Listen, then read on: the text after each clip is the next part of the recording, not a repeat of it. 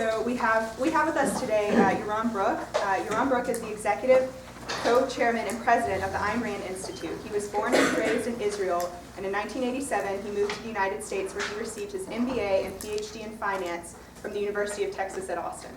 Dr. Brook has been an award-winning finance professor, a director and chairman of a private equity and hedge fund manager, and is a popular speaker and author. His latest book is called Equal is Unfair, America's Misguided Fight Against Income Inequality, and Dr. Brook, as Alex mentioned, will be giving out and signing copies of that book after the event. We also have with us Professor Forbath. Professor Forbath came to Texas in 1997 after more than a decade on the faculties of law and history at UCLA, and he is among the nation's leading legal and constitutional historians. One of Professor Forbath's current research concerns is social and economic rights in the courts. He has authored many scholarly and popular articles, including most recently Reclaiming Constitutional Political Economy, an introduction to the Symposium on the Constitution and Economic Inequality, and the Constitution of Opportunity. Please give a round of applause for our speakers.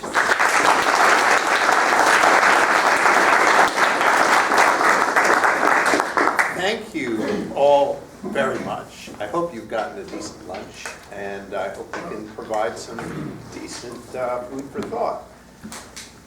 In honor of the setting and the Federalist Society's traditions, I'm going to make my case largely in an historical way. The question on the table, as Yaron and I understand it, is a two-part one. What principles should inform government's role in the economy, and how far can and should government redress economic inequality? I start with a simple principle which generally goes under the banner not of egalitarianism writ large, but equal opportunity. It seems to me if one's looking not for the theoretical best possible world, but simply the ideal with respect to economic life that sort of most animates American legal and constitutional culture, one is drawn to equal opportunity. My own account of equal opportunity, again, is an historical one drawing on a tradition which Professor Joey Fishkin, who many of you know, and I call the democracy of opportunity. It is not an ideal of perfect equal opportunity for the simple reason that perfect equal opportunity is simply too hard or well-nigh impossible to attain. But a democracy of opportunity, as far as what government should be doing in respect of economic life and economic inequalities, means roughly the following, right? There should be, and government to its utmost should strive to attain a broad middle class, right? Not simply a formal, right, formally available middle class, but a realistically attainable middle class life in terms of the distribution of society's economic goods in exchange for, the refrain, hard work, contributions, engagement with the production and reproduction of social life through hard work. That's the heart of the matter.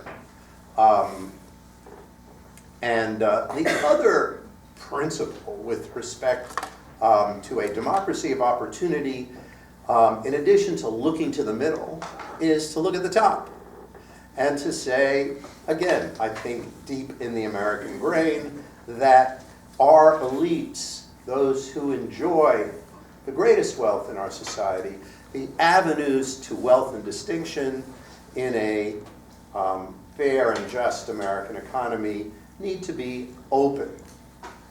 Right? Our elites cannot, our economic elite and political elite, and they tend to march together, cannot be a, essentially hereditary one, right? Just as the Constitution was framed to upend aristocracies of the old school, so from the very beginning, our American founders talked about a moneyed aristocracy or an oligarchy as a peril to the constitutional republic. that the kind of political economy we must have is one where, right, free from oligarchy, one in which, notwithstanding the absence of any old-fashioned legal aristocracy, there can't be an elite that essentially entrenches itself and reproduces itself over time by the kinds of advantages it's able to enjoy in respect of access to the gateways to opportunity. So that, in broad strokes, is the kind of political economy and the kind of broad principles that should inform how government addresses economic inequalities. Often in the early republic, that meant, surprisingly enough to many, initial endowments, as economists today would call it. That there was a fairly robust commitment to initial endowments of certain social goods, what you might call not redistribution, but a predistribution of certain things that seem, right, broadly understood to be indispensable to, right, a democracy of opportunity. In the old days, in the early republic, that was land, either land in the form of homesteads, or, as James Madison said, government can't spend too much energy, right, taxing large estates in order to ensure that there be, right, indirectly, broad availability of cheap, good land, right? Land is no longer, right, the foundation, the material foundation for a middle-class life and a measure of economic independence, and over time, government, or this tradition of government's duties, right, has looked to other ways of a fair predistribution of certain basic social goods.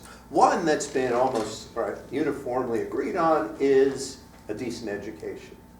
And what that means over time, right, has obviously changed from common schools that don't go more than 4 or 5 years to all the way through high school. And today we tend to think that a secure middle-class life requires post-secondary education as well. And there's obviously much political and social angst about the accessibility of post-secondary education in the American political economy today, but it seems to me that that too is one of the, right, endowments that all Americans must have in order to have a fair chance, not an equal chance, but a fair chance at a middle-class way of life. So, how much time do I have left? Who's timing? 4 minutes. Okay. So, I would underscore then that what government can do, right, involves both making sure that wage-earning jobs, right, are jobs that Americans can, right, make a decent living pursuing, and that entrepreneurial opportunities as well are as wide open as a sort of post-industrial economy can make them. The latter project we often think of as an antitrust, anti-monopoly, right?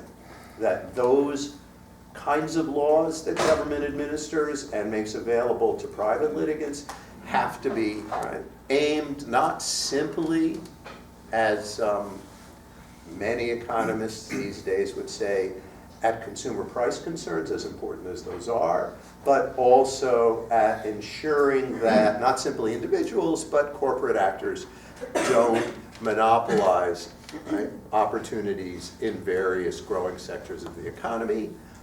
To my thinking, antitrust has a kind of constitutional and fairness dimension to it, and certainly, again, historically that was the case.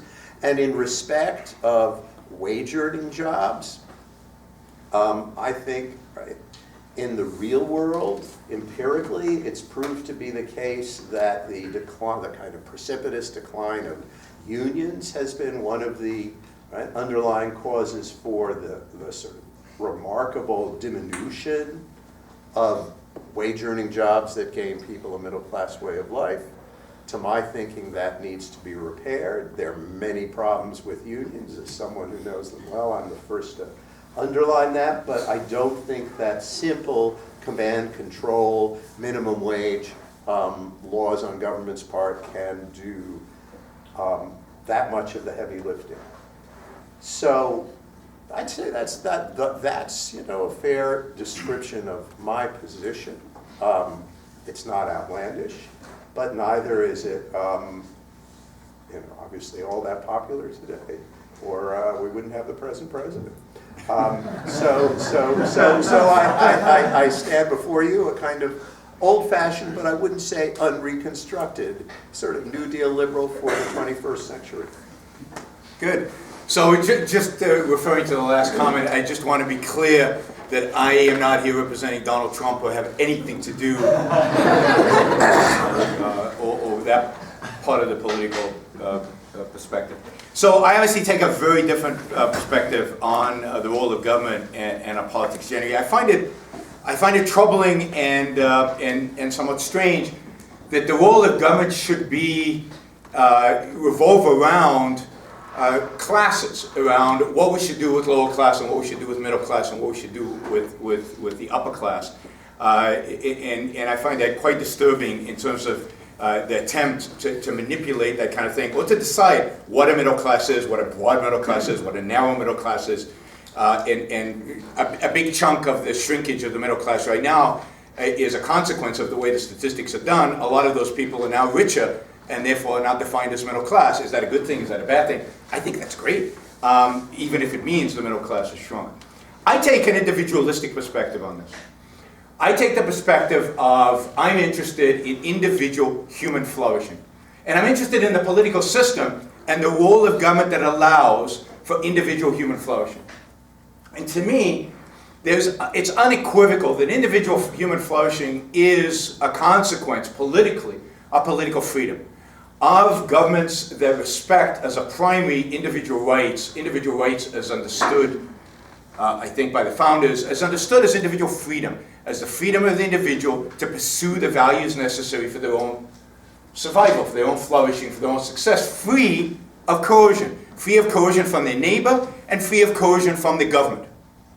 Individuals left free, and that the role of government is to leave them alone and to protect their freedom, to protect them from coercion from fraudsters, coercion from criminals, coercion from foreign invaders and terrorists, and to resolve disputes, to do what you guys do, right, to adjudicate disputes. But other than that, leave people alone. Now, it is interesting that this is also, to the extent that this kind of political system is practiced, call it capitalism, free markets, is also to that extent that you actually get a middle class. That is, the middle class is not a creation of government. The middle class is indeed a creation of markets. It is a market phenomena. There was no middle class before capitalism. There was no middle class before the rise of capitalism in the late 18th century, early 19th century. It is a phenomena of the Industrial Revolution and everything that implies. And indeed, there was no middle class in China until China freed up its markets even a little bit. There was no middle class in South Korea until South Korea went a little bit, at least, towards capitalism, towards leaving individuals free to pursue their happiness. Not far enough, and I'll be the first to admit, my specific political system has never been tried fully, consistently. That doesn't worry me at all. The American political system was never tried before it was tried, right? So we're still young as a human race. There's still a lot in our future, and I'm convinced that one day I will win. So my whole approach to this is focused on individual freedom, on individual liberty, on leaving individuals free. And indeed, such a system is a system in which you get a lot of these results. A, you get a middle class. But B, what you get more importantly, is you get mobility. You get the ability of poor people to rise up. Much more than you did in a control economy, much more than you do today. cronyism, one of the real problems that we have today when we look at wealth is the idea that that wealth wasn't earned. It wasn't created. It was derived from political influence, from what we call cronyism. And that, I think, we will share as something that troubles us both. Right? I would suggest that the only way to get rid of cronyism is to get rid of government power over the economy. The only way to get rid of influence of business over government is to get rid of the influence of government over business. The smaller government is, the less incentive I have to lobby. Right? There's a famous Microsoft story. In the mid-90s, Microsoft was invited in front of the Senate. Orrin Hatch was the residing senator, Republican from Utah, still is there. And he yelled, literally yelled at Microsoft executives, you guys need to start lobbying. You need to build a building inside Washington, D.C., and you need to be involved in the political process.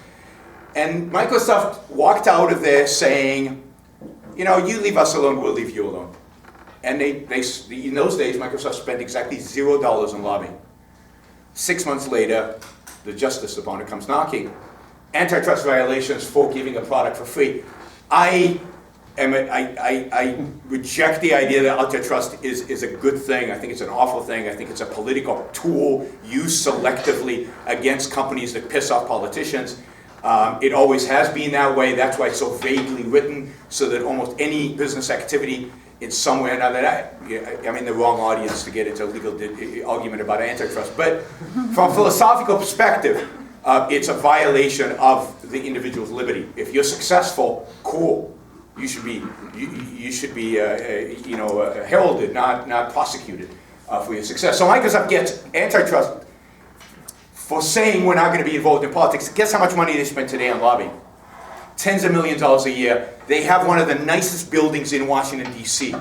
Right, equal distance between the White House and Congress. Right. So you want to get rid of cronyism? I'm all for that. Get rid of the government's power over business, and business will leave government alone.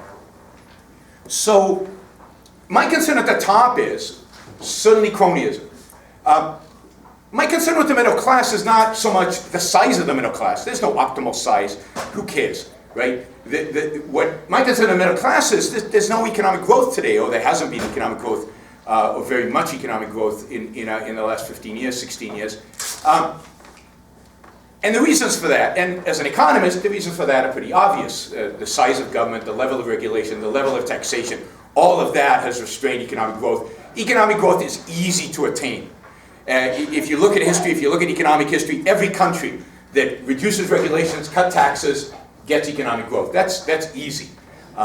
We have other reasons why we don't do those things, but they have nothing to do with the need for economic growth. So many of the redistributive programs done in the name of leveling inequality actually reduce economic growth. And then finally, I am concerned with poor people, right? I find this focus on the middle class a little strange.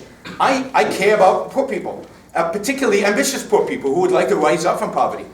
And then the question is, what kind of system allows poor people to rise up from poverty the easiest, the simplest, the smoothest? And again, it's a system of freedom. It's a system which has no regulations, which doesn't restrain the individuals into what they do. So you don't need a license to shampoo hair. You don't need a license to braid hair. You don't need a license to open a nail salon. You eliminate the barriers to entry for young employees, and you don't have a minimum wage. Because all the minimum wage does is it drives people away from the workforce. So demand for low-skilled labor gets reduced. The incentives for automation increase, and we can go into the minimum wage if you really want to, but the economics here are pretty settled, although not based on some economists, but they really are pretty settled. So, on every economic issue, what I perceive as the moral is consistent with the practical. That is, freedom, focus on the individual, focus on liberty, actually produces the best economic results, and the kind of economic results that create a vibrant, dynamic economy. So, because I wrote a book on inequality, just a word on inequality. The gap, the difference between the wealthy and the poor, it's irrelevant to any discussion We've got problems at the top, cronyism, we've got problems of economic growth, and we've got problems of lack of mobility at the bottom. None of those have anything to do with the gap. The gap is an economic nothing. It's insignificant in spite of Thomas Piketty's big book. It doesn't mean anything, it has no moral significance, because if people actually made the wealth, they created the wealth, then it's theirs. Morally, it is theirs, and if they create $70 billion of worth to themselves, good for them. If they create $1 billion, good for them. If they create only a little bit, like some professors and some teachers, that's good for us, right?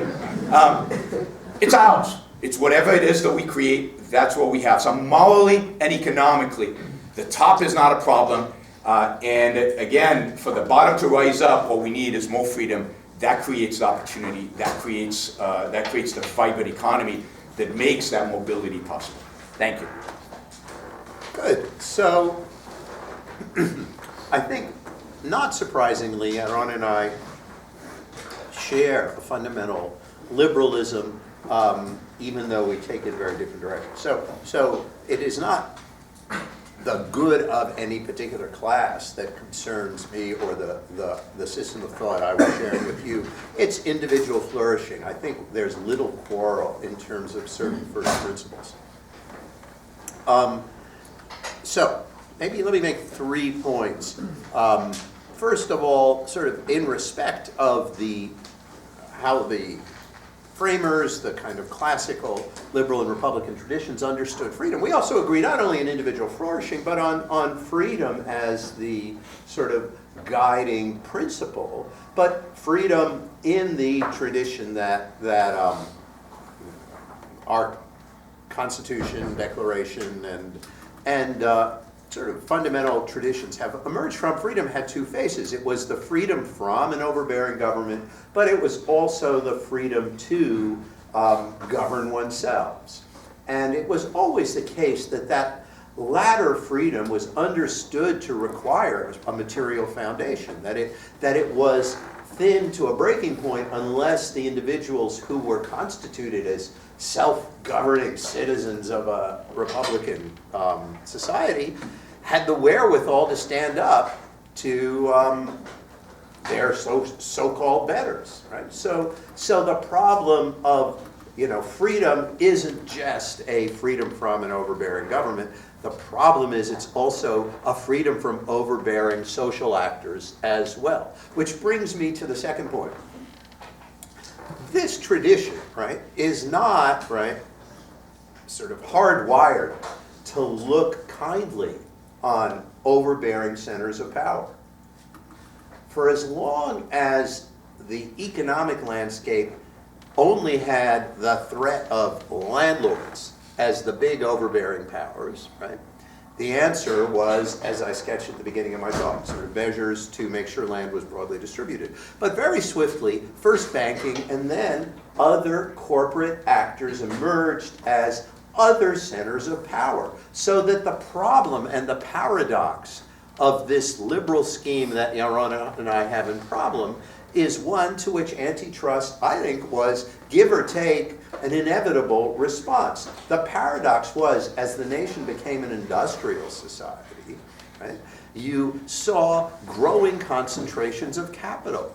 It became legally and conceptually, right, laughable, if Yaron will forgive me, to think of, right, U.S. Steel as the sort of product of one gentleman's effort. It's no longer possible to think about, the key economic actors in our society, whether it's Google or U.S. Steel or Chevron or the other large corporations, as somehow the rightful sort of results of individual efforts to which the major shareholders are entitled as a sort of first-order moral matter. It has to be a more pragmatic approach when wealth, right, takes the forms that it does in modern society. And so we have to deal with not one but 2 worries. One worry is that government, right, becomes the vehicle for self-aggrandizement or oppression. But the other is that private actors, and specifically corporations in our scheme of things, become precisely the same thing. That's the sort of central insight of legal realism. That the problem of coercion, which Yaron and I agree is the central problem, or one of them, of liberal thought, doesn't neatly fall under the rubric of what government can do to us, so that if we shrink government, everything is okay. The problem is, if we shrink government, we're left without any countervailing actor, right, to ensure that corporations and large, concentrations of wealth, don't translate into exploitation and immiseration in the economic sphere and domination and coercion in the political sphere. And that is why, as much as it would be a tidier and more elegant system if we could simply worry about shrinking government, we also have to worry about what we do with the fact that there is nothing hardwired in the capitalist economy to ensure that there will be sort of the kind of mobility and broad distribution of goods that Yaron and I think, all things equal, is what you want. So we agree that the middle class is the product of the capitalist revolution. There's no dispute there. The question is what you do when the middle class is no longer a broad, sort of self-sufficient group of agrarians, but instead, the product of a whole system of willy-nilly collective actors and governmental involvement in economic life. There is no escaping that, Property, as sort of the realists told us, contract, all the great institutions of private economic life, which we both, cherish, are themselves the creatures and constructs of government. There's no sort of escaping that, and the question is a pragmatic, I think, approach that is neither pro nor anti-government, nor pro nor anti-private actor, but instead says, show me the results. So I would say one of the great flaws in the founding of this country, and among the founders' thinking, was a lack of differentiation between two types of force, two types of power: economic power and political power. The founders had this, and one of the consequences of the fact that they were fearful of economic power is the banking system that we inherited from them, which has been, for 240 years, pretty much a disaster. We've experienced 12 banking crises because Jefferson won the argument about banking concentration of banking power, whereas Canada, which had much freer banking system from the beginning, has had 0 banking crises during that period. There's a fundamental difference between economic power and political power, and the difference is the gun. Politics is about force. Politics is about coercion. Politics is a gun. If you talk about endowing people with some kind of starting wealth so they can start out with something, well, that has to be taken from someone, and the only way to take it is with coercion. If it was done voluntarily, I'd be all fine with it. But the fact is that the only way to give somebody something is to get it from somewhere, and the only way to get it is to coerce somebody to give it. Political power is the power of coercion. I think I think we can all agree on that. Economic power is the opposite. The essential feature of economic power is voluntary action. It's voluntary exchange. When I buy a Microsoft product, it's because I want a Microsoft product. And I'm willing to pay $100 for a Microsoft product because it's worth more than $100 to me. And by its very nature, that trade is a win-win transaction. And indeed it is, yes, Microsoft made Bill Gates made $70 billion for himself by having billions and trillions of transactions with billions of people that were all win-win, where everybody is better off. Right? And you can walk away from those transactions. I, since my days at UT, have been an Apple user. It's been hard. During there were dark days. It was hard. And I resisted Microsoft, right? I didn't want a Microsoft product, and I succeeded. And others have succeeded in other ways resisting Microsoft, because you can.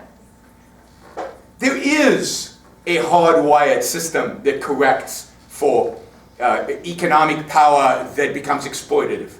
It's called the market, and it works. It works much better than any other system, and indeed, it is what protects us most of the time. The marketplace corrects for if Microsoft gets too big and its products suck. It's called competition. When J.D. Rockefeller had 90% of all oil refining in the United States in the 1870s, the only reason he could sustain that was because every year, you can go back in the records and find this, every year prices went down and quality went up. By the time the antitrust was passed and they went after him and they broke Standard Oil up, he had about 20% of the oil refining capacity in the United States. Why? Because of competition. You could only sustain 90% for a while, and even then, the only reason he could sustain it for as long as he did was because he was so good at it. That's the beauty of markets, which you cannot replicate by any other mechanism. So economic force, economic power is a good. It's not coercive unless it mingles with political power. And yes, I'm all for finding ways to prevent business from gaining a gun, from gaining political power. The only way to do that is to make politicians not have access to the world of business. So in my constitution, if I could ever rewrite a constitution, right, I would have a separation of state from economics. I don't think the state should have economic policy. I don't think the state should be involved in economics one iota. They should help define property rights and arbitrate disputes and leave us alone. Leave us alone. They don't need to regulate how we do business. Markets do it great. They don't need to tell us how much we should earn. It's none of their business. Because the only way to intervene in markets is by use of a gun. And a gun does not belong in voluntary human transactions unless there's fraud, unless a gun has been introduced by one of the actors. So I am for 100% free market, a market in which people voluntarily can exchange and interact free of government coercion and free of coercion from their fellow citizens. So we can talk, if you have questions, I love a question on education because this early endowment is important and we should talk about it. But yes, I think I'll stop there. And we'll take questions.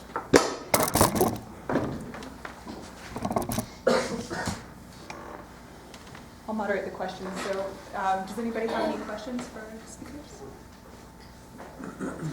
This is a question for Dr. Brook. You mentioned briefly minimum wage and how ultimately it ends up being a bad thing. I know you expressed some reticence to actually go into detail. No, I'd be happy But to. my question is sort of broader. It speaks to the minimum wage issue, but more generally, given your economic and political theory, how do you deal with what amounts to the collective action problem? So for instance, as a people, we might not want like Nike to pay people very low wages. Right? Yeah. But when it comes down to it, we really want to buy a cheap pair of shoes. Yeah. So we have like competing desires within us, and we need So- someone to tell us that we can't buy shoes. So I don't have a competing desire. My only desire is a Nike not enslave people, not whip them, not use force, right? We talked about coercion, not coerce people. But I actually believe that sweatshops, if you want to use the term, in Indonesia and Malaysia and wherever they are wonderful things. Because they enable Indonesians to get a job instead of dying of starvation, which is the alternative that they face. By the way, the same alternative that we faced at the birth of capitalism, and that's why wages were so low, and that's why you had child labor. It's because there was no alternative. There was nothing else they could do. They were so poor. The alternative was either work. Children had always worked. They've always worked. They work on farms. Throughout human history, children have worked. And the difference is throughout human history, children died before they reached 10. Half of them tend to die before they reach 10. Today, they get to live because, well, today we're rich enough to educate our kids. We want Indonesia to get rich enough, or whatever the country is, Vietnam or whatever, rich enough so the parents, instead of sending their kids to work, can send their kids to school. That is a function of wealth, not a function of Nike. Nike has no influence over the decision of whether children work or not. The people who have an influence over that are parents, and the parents make that decision of wealth. So laws that forbid child labor, this has been well documented, always happen once income of the lowest kind of the poorest people reaches a certain threshold. And as soon as that threshold reached, parents are pulling their kids from the labor force and putting them to school. Government then decides to be the so-called good guy and passes a law, right? Same thing happened in England, same thing happened in the United States. By the time the laws passed, there were almost no children in the workforce. So my view is these countries need to go through certain stages in order to achieve wealth. I don't want to deny them those stages, because otherwise what I'm doing is institutionalizing them into poverty forever. And I think this is what happens with a lot of these policies, like minimum wage. We think we're doing somebody a favor by raising the minimum wage to $15 an hour. But what we're actually doing is we're taking the worst off, the least educated, the people with the lowest skill level, and saying, you will never have a job. Because how do you get to produce at $15 an hour? Let me tell you something about your employers. Your employers will make money off of you. They will pay you just a little bit less than what you're worth to them. And you will be willing to take it because it's worth more than your time, any other alternative that you have. It's a win-win transaction. That's true at the minimum wage as well. So if an employee can only produce at $7 an hour, let's say he's producing at 8, so I'm paying him 7. I'm never going to pay him 15, ever pay him 15, unless I can raise costs. And if I can raise costs, since everybody's rate, then I'm just penalizing him and his family because they're the people buying from me. So all of these policies, and I would say all of them, because I will take them one at a time if you want. All of these policies that are supposed to help people, like let's stop buying Nike because they have low-wage workers in Indonesia, land up hurting the people that supposedly you care about. But I think we don't really care about them. What we care about is our middle-class conscience, and feeling good about ourselves is what I think we mostly care about. And we evade the consequences to the really poor people who need these jobs, who without these jobs would really be suffering. It's one of the, elegant, if you listen to kind of libertarian economists like Yaron, you'll hear again and again what English teachers call a trope of these measures only hurt the people they supposedly are meant to help, right? And as a theoretical matter, as a kind of theoretical description of a free market, sort of a global free market economy, that makes a lot of sense. Yaron's story, as simply a just so story, is, I think, unassailable. I think in the real world, the facts on the ground are a great deal more complex and run against many of the things that Yaron has asserted. So the empirics on the minimum wage, certainly in the U.S., right, are a much more complicated story. Wild increases in the minimum wage, as much as the people who live on it would like them, do suppress the number of jobs in a regional economy or a city's economy. But substantial ones, right, which the just so story of this will only hurt the people at the margin whom you're trying to help, simply isn't borne out by the facts. But that's a deeply empirical question. Let me, right, put that on the table and say that it is likewise the case when one looks at the global economy, that there are many other factors that go into the determinants of what the wage level is amongst Nike's subcontractors. Right? It has to do with many other factors, including the regulatory regimes and the law that obtains in the given jurisdiction where Nike is producing. It is not the case, right, that the Bangladeshi, right, child laborer, short of slavery, but nonetheless, working 12 hours a day at 12 years old, right, will necessarily be worse off if Bangladesh's unions or legislatures and whatever global institutions attend to them, right, manage to boost the wage, right? It all depends on a great myriad of empirical factors. But let's get to a more conceptual level. Keeping the gun, right, and the economy separate is just not on, right? Why is it that the workers in the widget factory go to work for whatever is on offer when what's on offer, is less than they want, right? Well, Yaron says it's a win-win. They still are better off than if they didn't have the job. But The other question is, well, why don't they simply go in and make the widgets? Right? And share the profits, right? Why don't they sort of go into the plant and make the widgets themselves? The answer is because they don't own the plant. Well, how is it that the owner enjoys the right to refuse to let them in except on his or her terms? It's the gun. Who wields the gun? The state. There is no institution of private property, nor any institution of contract, right? The building blocks of this world of win-win, private and coercion-free, right, life is all at the point of a gun, right? We can't have, I don't say this as a critique, but just a fact of the matter, that coercion is as imbricated in any free market capitalist economy as any other kind of social order, right? It makes no difference. The important question is how much net liberty, how much human flourishing, right? How much freedom, right, and innovation you have with what particular arrangement. But any arrangement is gonna be, at the end of the day, at the point of a gun. So, as a theoretical matter, I can't imagine, as much as I'd like to, a sort of social economic order that isn't entangled with coercion. And the problem of choosing what forms of coercion, what kinds of rights and duties, right, yield the best human results. There's no other way around it. It's why we lawyers get paid the big bucks, right? Is because you can't just have an economy and wish away or assume away the laws that constitute private property and at the point of a gun. And that being so, finally, the bargaining power that the Bangladeshi workers enjoy vis-a-vis the subcontractor is similarly, right, not sort of just hardwired into some free market. It has to do with all the details that we lawyers love so much about what it means to be an employer or an employee in any given economic order.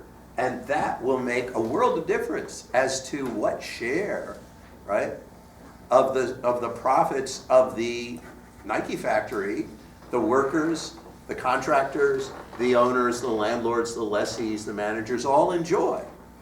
You can have an efficient, humming shoe factory with many different arrangements, but how much, right, the working people get is a function of the particular legal ones. It is also just flatly not the case that economies with the lowest taxes and the least regulation thrive the best, right? That is a dense empirical question as well, which we can go into if anyone's interested. But you know, I'm here to just push back against Yaron's blithe empiric statements. Right, you can respond really quickly. Well, the important point I want to respond to is the coercion point. As I said, the role of the government is to protect our rights. Somebody built a plant. Property rights are not granted to us by government. They are defined and protected by government. So the outline of the property is defined. So somebody built that plant. Somebody bought the machinery. For the workers to walk in and take it over is theft. Theft as we've understood it for thousands of years. It's no different than how we understood it 1,000 years ago before there were factories. All the government here is doing is using its coercive power to defend the rights of the people who built it. Same thing would be the case if the employer chained his people to his machines and whipped them 3 times a day. That would be the equivalent of slavery. That would be a violation of their rights. And the government would have a role stepping in to defend the rights of the workers. So government has a right, the ability, or its job is to use its coercive power in defense of individual rights, not in violation of those, not in order to take property from some and give it to others, but to protect the property that people have. The reason the workers can't just make the widgets is A, they didn't come up with the idea, B, they didn't raise the capital, C, they didn't take the risk, they weren't willing not to be paid until the widgets made a profit. Just think of a biotech company that might only be profitable after 10 to 15 years, and yet everybody gets paid, all the workers get paid, they happen to be scientists and engineers, so they get paid well, for 10, 15 years while the capitalist is sitting there wondering if he'll ever see a dime from it. Now, I don't feel sorry for the capitalist, but that's the way the market works. Those scientists would never do that work if they weren't getting paid, just like the workers in the widget factory would never do the job if they weren't getting paid as the capitalist waits for his return. So, yeah, they could steal it, but that's exactly the opposite of what law is supposed to be about. It's supposed to protect property. Not give us, but protect. Okay, let's take a question. Yes. It's a truly provocative argument, Dr. Brook, what you bring here. I was thinking in how, from my point of view, the coercion of the whole system is in the arrangement, and the whole arrangement is in law. And I was thinking in the case of, for instance, small-scale economies in which farmers, for instance, contribute to the whole economic system because of their informal work, lack of arrangement, lack of regulation. And if we impulse and promote this proposal that you bring in which politics and, for instance, constitution and its whole set of principles should stand aside from economy, where should small scales lead them? Like Where should what? Like What would happen to small farmers and small businessmen? yeah. I don't know. So for example, I'll give you an example. Right now, there's a thriving industry of small organic farmers. And they specialize in close to market, right? There are these restaurants where you only eat stuff that's close by. And there's people who want to consume that, and good for them, and that's why small farmers still exist in America, otherwise they wouldn't. But sorry, I Yeah, was trying yeah. to finish. Sorry. The thing is that coexists in a globalized world in which we are like moving forward to extractivist economy. To a what economy? Extractivist economy. Instructivist, I'm not sure. Extractivism, in which you have, for instance, in the field of natural resources, you have multinational companies that have open barriers to extract natural resources, just in areas where that small populations are affected. So if we have economics and constitutional, the whole political arrangement all separated just because we have to protect some economic model, then how? So I'm not, Maybe I'm not trying to predict an economic model. I'm even willing to say, I don't care about the economic model. I care about individual human flourishing. And the standards, what are the requirements of individual human flourishing? And in my view, the standard for individual human flourishing on the political level, they're moral standards, which I'm not getting into, but at the political level, the only thing we need to be concerned about for the perspective of individual human flourishing for the political level is freedom. Freedom means the absence of coercion from government and absence from coercion from your neighbors, from other people, so that you are free to pursue your life. You don't want to buy from Walmart, don't buy from Walmart. You don't want to buy GMOs, don't buy GMOs. You can do what you want with your life. This is the difference. You can't get together with your neighbors and decide how I should live. You can't get together with your neighbors and decide that my business is too big and needs to be broken up. It's none of your business, it's my business. And this idea that big businesses like US Steel somehow lose that, no, they don't. They become more complex. The number of contributors becomes larger. So US Steel did not just depend on Carnegie, but it depended on JP Morgan, it depended on a bunch of other people, all got rewarded, all got paid, all got compensated, all played a role in it. Microsoft, not only did Bill Gates become a gazillionaire, but 11,000 people at Microsoft became millionaires. All of them shared in the prosperity that are these companies. So yeah, these companies are complex entities, but because of the way they're constructed, which is voluntarily, people benefit from it, and markets do have this wonderful hardwired mechanism. If you work at this widget factory and you don't like your wages, well, there's a sewing factory over here that if you are productive and you can produce more than what this guy's paying you, this guy will pay you more for it. Markets drive wages up, not down. It is a fallacy that has existed since at least Karl Marx, that wages are driven down by markets. It's exactly the opposite. When you free up markets, wages are driven up. Why are they driven up? Because productivity is driven up, and there is a direct correlation between productivity and wages, and always has been. I don't think I've quite answered your question because I don't quite understand what you're asking.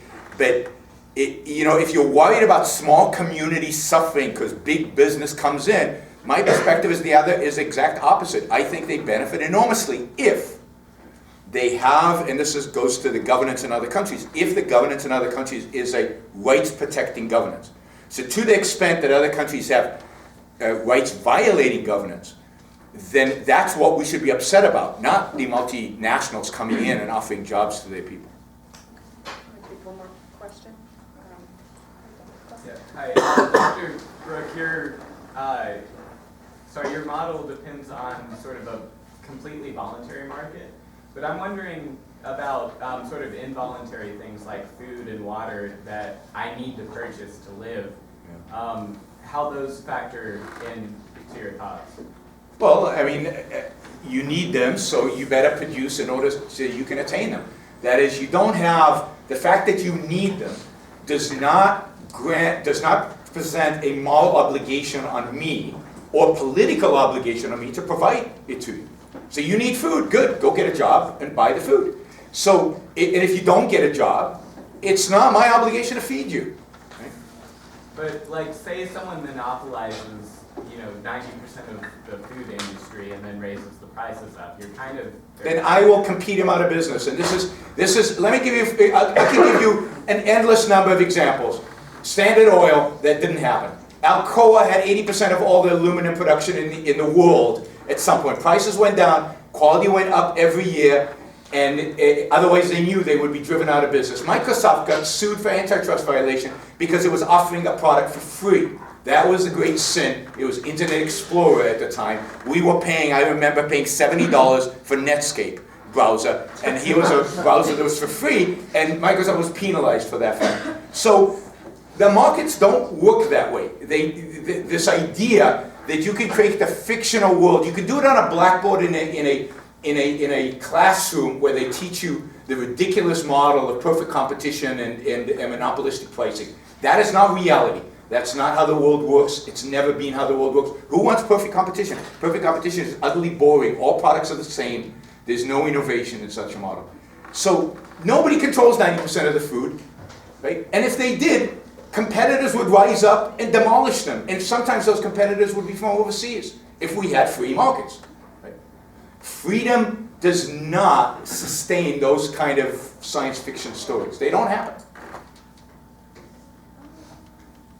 Theoretically or practically. I have a question for Professor Forbath there. You had mentioned earlier about one of the problems.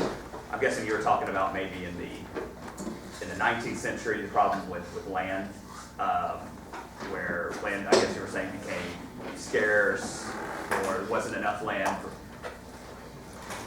The government owns the whole western half of the United States almost. Land-wise, would you be in favor of privatizing all that land? If it's a problem. I don't necessarily think that that's a problem, but if you think that the land issue is a problem, would you be in favor of privatizing all of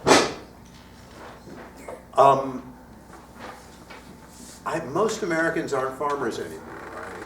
I don't mean just a farm, but just... Say it again? I don't mean just a farm, but just Well, to do with that land whatever. They could sell it, they could, just so they could own it and do whatever they want with it. No. I think you misunderstood. What I was using land as what was at the time the most important basis on which to, build, a household, a family, a life, and contribute to the economy and make a living, right? So it was a basis for an independent livelihood because that was a moral good and a political good, right? And in that long 19th century, the federal lands were precisely used, under a whole series of Homestead Acts to do the kind of work, at once economic and political, that I described, right? In other words, the federal lands were parceled out, right? Sometimes to big railroad as incentives to build, or because of their cronies in Congress or the states. But by and large, at least the ideal, right, the aspirational sort of project was to give out the federal lands to settlers who would work hard and, and make a life on them. And that's no longer, as much as like Yaron, I'm a fan of small farms in the United States. I don't see that as a major part of reconstructing the American economy in a better way. So no, I think I don't think it's a major part, but that's a lot of property out there that can be used for other things. That's all I'm saying. That's what I was just wondering. very, again, I tend to see these questions as pretty complex and many-sided, and what to do with the federal lands and how much to privatize them would seem to me to be a harder question than it may be to you. Okay. There you are. All right, guys, we're out of time, but I'm sure Professor Forbath and Dr. Brook will stick around for a little bit after to answer any more questions. So let's give them a round of applause.